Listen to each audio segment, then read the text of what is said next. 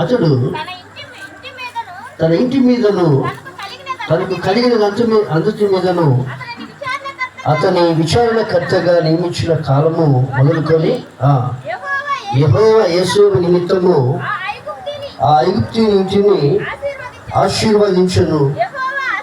యెహోవా ఆశీర్వాదము ఇంటిలోనేమి పొలములోనేమి అతనికి కలిగిన సమస్తం మీదను ఉండేను. చాలు చదవబడినటువంటి లేఖన భాగాన్ని దేవుడు దీవించి ఆశీర్వదించును గాక. ఆమేన్. ప్రార్థన చేసుకుందాం. తండ్రి మీకు వందనాలు.